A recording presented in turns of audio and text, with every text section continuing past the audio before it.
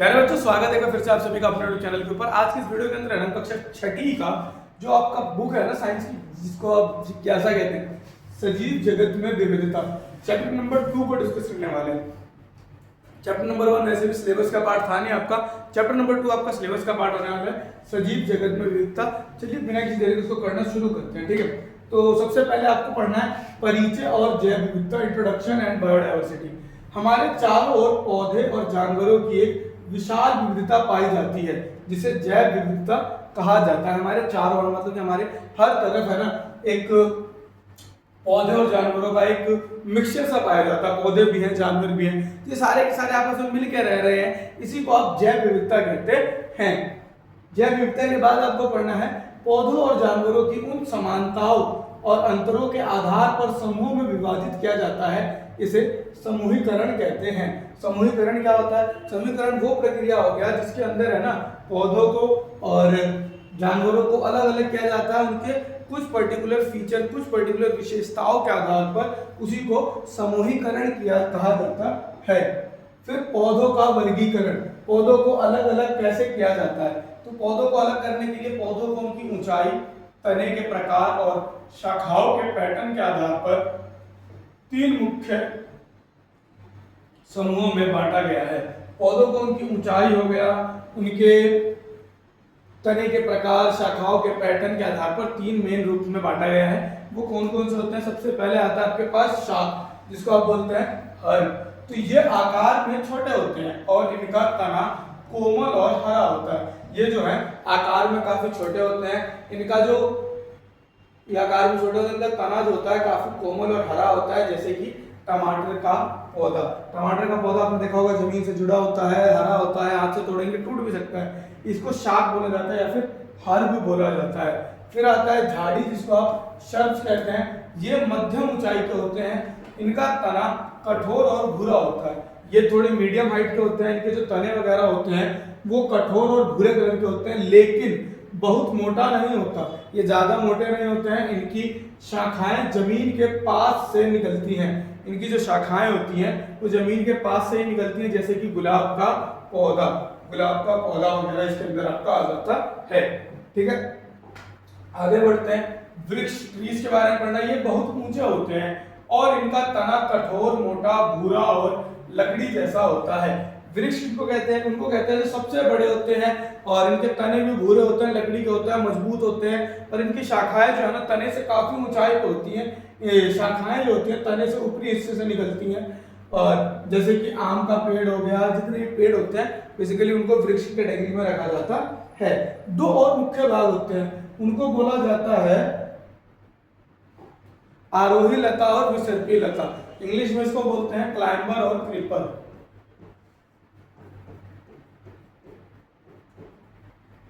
एक होता है आपका आरोही लता, दूसरा होता है आपका विसर्पी लता।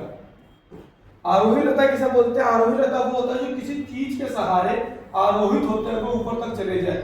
जैसे कि आपने मनी प्लांट का नाम सुना होगा। मनी प्लांट जो होता है आपका वो एक आरोही लता के अंदर आता है। क्यों? क्योंकि वो किसी चीज के सहारे, इनके भी तने कमजोर होते हैं, उसके सहारे ये ऊंचाई तक जा रहे होते हैं, इनको आरोही लता बोलते हैं। विसर्पी लता वो लताएं होती है जो जमीन पर फैल जाती है, जैसे कि आपने तरबूज वगैरह के पौधे देखे होंगे, ये सारे के सारे विसर्पी लता के अंदर आते हैं, क्योंकि ये जमीन पे ही फैल जाते हैं। इस प्रकार से 3 मुख्य भाग होते हैं, 2 एडिशनल होते हैं, लताओं के अंदर ये काउंट किए जाते हैं, ठीक। फिर आता है पत्तियों के अंदर शिरा विन्यास और जड़ें। अब आपको पढ़ना है शिरा विन्यास के विषय में और जड़ों के बारे में। तो पहले ये बता देता हूँ शिरा विन्यास क्या होता है। तो पौधों में पत्तियों की बनावट और उनकी जड़ों के बीच एक गहरा संबंध होता है, और उस संबंध के विषय में पढ़ेंगे। शिरा विन्यास किसे कहते हैं? तो शिरा विन्यास कहा जाता है पौधों की नसों पर पैटर्न को शिरा विन्यास कहते हैं। तो पौधे के ऊपर जो डिजाइन सा बना हुआ होता है ना, कोई इधर कोई उधर, उसी को शिरा विन्यास कहा जाता है। शिरा विन्यास के आधार पर पौधों को 2 भागों में बांटा गया है, एक जालिका रूपी शिरा विन्यास होती है, दूसरी समांतर शिरा विन्यास होती है। जालिका रूपी वो शिरा विन्यास होती है जिसके अंदर शिरा विन्यास जाली का रूप ले लेती है, जबकि दोनों तरफ जाल सा बना देती है। जैसे कि ये मेरा पत्ता है, अगर एक इधर है, एक उधर है, एक इधर है, उधर है, एक उधर है, ये आपका जाली का रूप ही कहलाएगा, क्योंकि जाली के रूप में है। समांतर शिरा, इनमें शिरा जो थे ना एक दूसरे के समांतर चलती है, जैसे कि केले का पत्ता हो गया, घास हो गया, उनके अंदर समांतर शिरा विन्यास पाई जाती है। लाइक ऐसे अगर तो सारे ही ऐसे ऐसे जा रहे होंगे सीधे सीधे समांतर, या नहीं तो सारे ही सीधे सीधे चल रहे होंगे।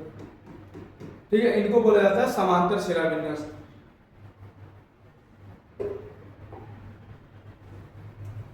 जड़ों के प्रकार, जड़ के आधार पर भी पौधों को दो भागों में बांटा गया है।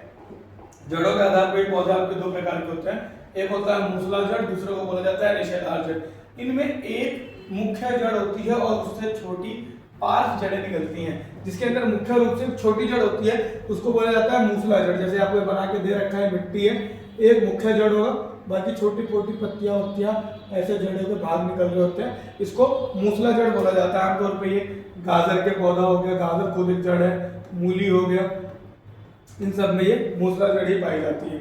ठीक है, फिर झड़का जड़, जिसको रेशेदार जड़ के नाम से भी जाना जाता है। इनके अंदर तने के आधार से समान आकार की जड़ें, एक ही गुच्छा निकलता है, इनके अंदर एक गुच्छे के रूप में होता है। जैसे मिट्टी है, एक इधर एक इधर एक इधर एक इधर, ऐसे कई सारे निकल जाते हैं, इसी को झड़का जड़ या फिर रेशेदार जड़ बोला जाता है। ये किसमें देखने को मिलता है आपको? ये आपको लहसुन के पौधे में देखने को मिल जाएगा, प्याज के पौधे में देखने को मिल जाएगा। ठीक है, आप लोग ने देखा भी होगा घर पे जो हरी वाली प्याज हरी वाली लहसुन आती है, उनके अंदर कुछ इस प्रकार की जड़ें निकली हुई होती हैं। अब कुछ मुख्य संबंध है, वो संबंध क्या है कि जिन पौधों में जालिकावाद शिरा विन्यास होता है उसमें मूसला जड़ पाई जाती है, और जिसमें समांतर शिरा विन्यास होता है उसके अंदर झड़का जड़ पाई जाती है। क्या समझ में आया आपको? जिसके अंदर जालिका उसके अंदर मूसला जड़, जिसके अंदर समांतर शिरा विन्यास उसके अंदर झड़का जड़ होता है। ठीक है, फिर आ जाता है बीजों के प्रकार। बीज पत्रों को भी दो में बांटा गया है, जिसके बीज टूट के दो भाग में बढ़ जाते हैं ना, उसको बोला जाता है द्विबीजपत्री, और जिसके एक में रहता है उसको बोला जाता है एकल बीजपत्री। बीजपत्री के विषय में पढ़ना, सबसे पहले द्विबीजपत्री आ गया, जिनके दो भागों में विभाजित हो सकते हैं वो द्विबीजपत्री कहलाते हैं, जैसे कि चना हो गया। और इसके अंदर एक और खास रिलेशन आ गया, जिसके अंदर द्विबीजपत्री होगा, मूसला जड़ और जालिका रूपी शिरा विन्यास पाया जाएगा। मतलब क्या है? जिसके अंदर द्विबीजपत्री का मूसला जड़ और जालिका रूपी। दूसरा था आपका एक बीजपत्री, जिसके अंदर एक बीजपत्री होगा, उसके अंदर झड़का जड़ और समांतर शिरा विन्यास पाया जाएगा। इसके अंदर एक ही बीज का भाग होता है, जैसे कि मक्का, मकई के दाने आपने देखे होंगे, उसके अंदर एक ही प्रकार का होता है, टूटता नहीं है। जानवरों का समूहीकरण, जानवरों को किन आधार पर एक ग्रुप में या फिर एक जगह इकट्ठा किया गया है? तो जानवरों को उनकी चाल और शरीर के अंगों के आधार पर वर्गीकृत किया जा सकता है। जानवरों को है ना, उनकी चलने के तरीके या फिर रहने के तरीके या फिर उनके शरीर के अंगों के आधार पे अलग अलग प्रकार से वर्गीकृत किया जाता है। इसके अंदर आपको सबसे पहले पढ़ना है गति के प्रकार पे। कोई उड़ता है, कोई दौड़ता है, कोई रेंगता है, कोई चलता है, कोई फुदकता है, कोई कूदता है। अंगों का उपयोग, वो चलने के लिए पैरों का इस्तेमाल कर रहे हैं, पंख का इस्तेमाल कर रहे हैं, फिर फिंस का इस्तेमाल कर रहे हैं। इन आधार पर हम उसको विभाजित करते हैं। आवास और अनुकूलन, और उनका आवास कैसा है, किस प्रकार के आवास में वो रहते हैं और कौन कौन से अनुकूलन की चीजें वो अपनाते हैं। आवास किसे कहते हैं? तो वह स्थान जहाँ पौधे और जानवर रहते हैं और जहाँ उन्हें भोजन, पानी और आश्रय मिलता है, वही उनका आवास कहलाता है। फिर आता है अनुकूलन। तो अनुकूलन पहले इस आवास के अंदर ही और पढ़ना है आपको, स्थलीय आवास के बारे में पढ़ना है। तो जमीन पर रहने वाले जितने भी होते हैं उनको स्थलीय आवास बोला जाता है, जैसे कि जंगल, रेगिस्तान और पहाड़। जो जमीन पर रहते हैं वो आपके स्थलीय आवास के हो जाते हैं। फिर जो जल में रहते हैं आपके, वो जलीय आवास हो जाते हैं, जैसे तालाब, नदी वगैरह में रहने वाले वो जलीय आवास के कहलाते हैं। और फिर उभयचर, उभयचर एक अनोखा प्रजाति हो जाता है। उभयचर उनको बोला जाता है जो आपके जमीन में भी रह सकते हैं और पानी में भी रह सकते हैं, दोनों में रह सकते हैं, उन्हें उभयचर बोला जाता है। जैसे कि उदाहरण हो जाएगा आपका इसका मेंढक। ठीक है, मेंढक आपका पानी में भी रहता है और जमीन पर भी रहता है।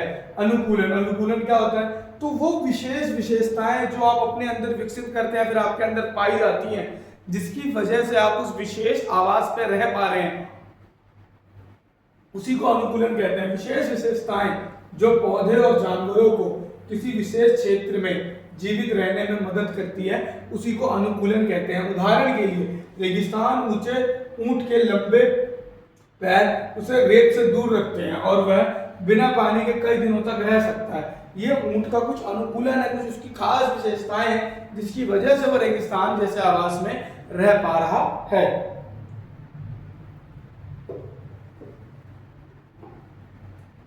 संरक्षण के प्रयास, अब हमारी जैव विविधता जो है ना खतरे में आ चुकी है। समय के साथ साथ जैसे जैसे हम अपने विकास के लिए, इंडस्ट्रीज के लिए, रोड वगैरह के लिए हम जंगलों वगैरह को हटाते जा रहे हैं, वैसे वैसे हमारा जो जैव विविधता उस संकट में आ चुका है। तो जैव विविधता को बचाने के लिए भारत में कई परियोजनाएं शुरू की गई हैं। अब वो परियोजनाएं के बारे में आपको पढ़ना है। सबसे पहले आपको पढ़ना है प्रोजेक्ट टाइगर के बारे में, जो कि 1973 में बंगाल के टाइगर को बचाने के लिए किया गया था। हमारा रॉयल बंगाल टाइगर जो खत्म होते जा रहे थे, इसके लिए 1973 में प्रोजेक्ट बंगाल टाइगर लाया गया था। उसके बाद 2022 के अंदर चीता पुनर्परिचय परियोजना लाया गया था, जिसके अंदर चीतों की आबादी बहाल करने के लिए परियोजना लाया गया था। ये सोच के किया गया है ये, इससे चीतों की संख्या हमारे भारत देश के अंदर बढ़ जाएगी। पवित्र उपवन, कुछ सेक्रेड ग्रुप्स होते हैं जिनको पवित्र उपवन के नाम से भी जाना जाता है। स्थानीय समुदायों द्वारा संरक्षित जंगलों के हिस्से जहां पेड़ों को काटना मना है, ये स्थानीय होता है, मतलब कि ये वहां की जो जनजाति है उन्होंने इसे बचा रखा है। अगर वो नहीं होते तो ये बचते हैं, इसलिए इसको पवित्र उपवन बोला जाता है। वहां के लोगों ने अपनी पवित्र मान्यताओं के साथ इसको संरक्षित कर रखा है। उन्होंने क्लियर मना कर रखा है, कोई काटने आता है तो लोग उनसे लड़ लगते हैं, युद्ध हो जाते हैं, इसकी वजह से इनको पवित्र उपवन भी बोला गया है यहाँ पर। ठीक है, फिर प्रमुख वैज्ञानिक के बारे में आपको पता होना चाहिए, जो कि है जानिका अम्मल जी, जिन्होंने भारतीय वनस्पति शास्त्री जिन्होंने सेफ साइलेंट वैली आंदोलन की मुख्य भूमिका निभाई थी। इन्होंने सेफ साइलेंट वैली के नाम से एक आंदोलन की मुख्य भूमिका निभाई थी। इनका नाम है जानिका अम्मल जी। ठीक है, इसके बाद आपको पढ़ना है सलीम अली साहब के बारे में। सलीम अली साहब बर्ड मैन ऑफ इंडिया के रूप में प्रसिद्ध हैं, जिन्होंने पक्षियों के संरक्षण पर काम किया है। सलीम अली साहब जो है बर्ड मैन ऑफ इंडिया के रूप में जाने जाते हैं और उन्होंने पक्षियों के संरक्षण का काम भी किया है। लगभग ये था आपका चैप्टर नंबर 2। मुझे उम्मीद है कि चैप्टर में आपको कोई डाउट नहीं होगा। अगर कोई डाउट है तो वीडियो में नीचे कमेंट कर दीजिएगा। मिलते हैं अगली वीडियो के अंदर, जिसके अंदर हम चैप्टर नंबर 3 कर रहे होंगे। और हाँ, वीडियो अच्छी लगती है तो अपने दोस्तों के साथ जरूर शेयर कीजिए। मुझे आपका लाइक कमेंट शेयर काफ़ी ज़्यादा उत्साहित करता है आपके लिए अगली वीडियो लेके आने के लिए। धन्यवाद।